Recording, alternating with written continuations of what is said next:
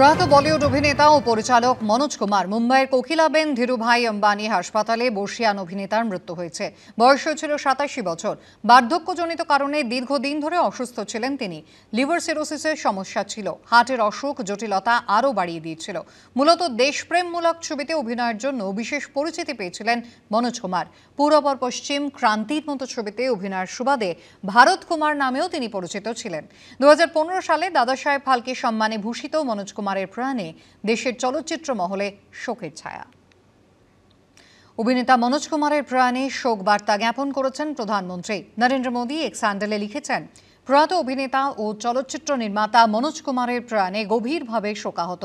তিনি ভারতীয় সিনেমার একজন আইকন ছিলেন।